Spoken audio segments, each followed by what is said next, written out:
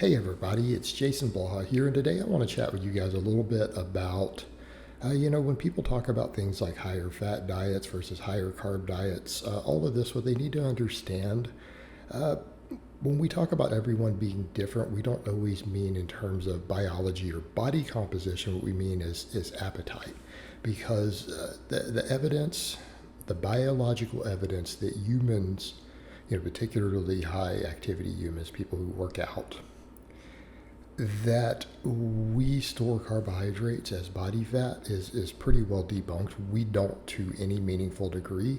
And we don't make exceptions for that in the sense of people say, well, you mean other than refined carbs or whatever. Well, no, even refined carbs, we really don't. We really don't. What happens is you're going to tend to store more of the dietary fat that you eat in that case. But if your dietary fat's really low, you're going to gain fat much slower. In fact, it allows for more potential recomposition if we're keeping fat really, really low. All right? So here's what we need to think about in those terms. If we know that carbohydrates fuel training, they're more anabolic to muscle tissue, less anabolic to fat, it makes sense that easy gainers, who are easy gainers? People like me. People with really, really, really high appetites. Because around the world, you usually find consistently the cultures all over the world in countries with really high carb intakes, even who have access to a lot of calories, they're leaner.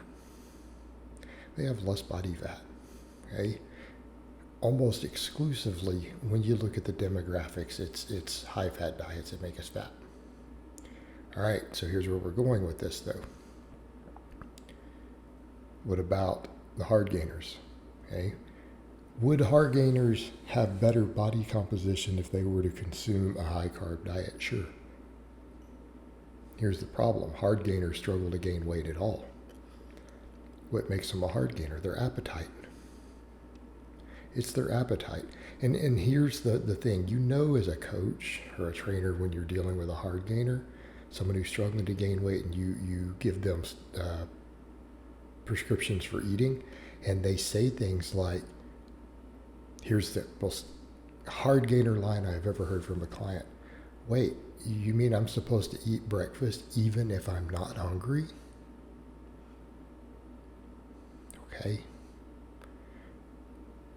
For anyone who's not a hard gainer, you probably were just shook when you heard that line. Not only is it hilarious, because yes, obviously you have to eat. And you can't be doing intermittent fasting if you're trying to gain muscle. You need to be eating breakfast. Of course you do. But the fact that they're like, even if I'm not hungry, okay, that is the defining hard gainer. Who in the hell gets up and isn't hungry? Your hard gainer's like, well, sometimes I don't get hungry till noon. And they're telling you they're up starting work or school at 7 a.m. Okay? That's ludicrous. To anyone who's not a hard gainer, that is unimaginable. But that's exactly what you're dealing with. So here's the problem.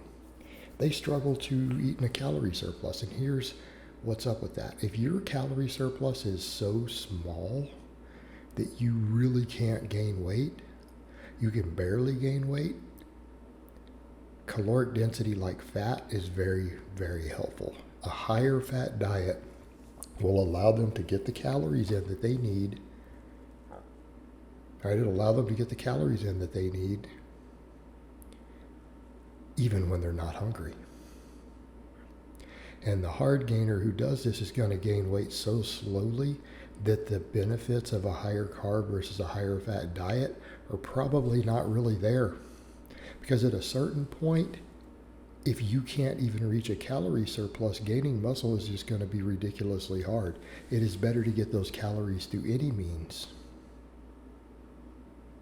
than it is to not get them at all. Like, let's be very, very clear. Fat calories are inferior for gaining muscle. They really are. But if they can't gain it all, it makes sense to do it. It is massively beneficial. In fact, even on a higher fat diet, the true hard gainer might stay relatively lean. When they're shoveling in that whole milk, that extra peanut butter, I've seen hard gainers, clients, That's the only way they can gain weight, and when they do, they still don't even lose their abs. Yes, they gain a little body fat. It's very, very little. Okay. The easy gainer will benefit from the anabolic benefits of the carbohydrates. Carbohydrates, due to the insulin response, they create a hormonal cascade that is beneficial to gaining muscle on a calorie for calorie basis. They're superior for muscle gain, they're inferior for fat gain. Flat out. So the easy gainer can keep dietary fat really, really low. Now, here's the caveat. People say, well, that's not true. I've done that and I kept my fat fairly low. But then you find out they were eating 700 calories of fat a day. Well, that's not low fat. In other words, if your calorie surplus isn't larger than your fat intake, well, of course it's not good. You're not going to see the benefit, right? You're eating 90 grams of fat a day. That's not a low-fat diet. And if we store fat easily and then we're burning the carbohydrates, we're building muscle with all of it, well, you're not actually doing what I just described. Because you're still eating 700-800 calories of fat, almost none of which you are burning. So I'm talking very, very low fat of down to saying, hey, I'm going to eat chicken breast, really lean cuts of steak like sirloin, 96% lean ground beef, and then you're not adding any fat to your diet other than maybe some fish oil, which, is probably a good idea. In fact, that fish oil will help even with your insulin sensitivity from all the carb you're eating. Okay. The easy gainer doesn't need dietary fat beyond what is essential for health and survival, which is actually a fairly small amount. People say, well, fats are essential. No, only omega-3 and omega-6 are essential. None of the others are. They are not required for life. Your body can make them. In fact, if it's making a little bit of them for your hormone production, making a little bit of them for your cell membranes and things, the other types, the monounsaturated, saturated fat, all that,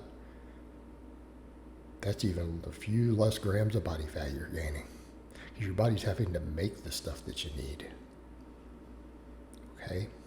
That's a great situation to be in. A great situation to be in for the easy gainer. Perfect hormonal and training environment is then created. Right? Carbs should be your focus in that case. It makes a lot of sense for them to be. Makes a whole lot of sense. Whereas it's reversed for the hard gainer because they simply have to have the calories. All right, guys, but that's really all I have to say on that today. I hope it's been informative, and I'll talk to you guys next time.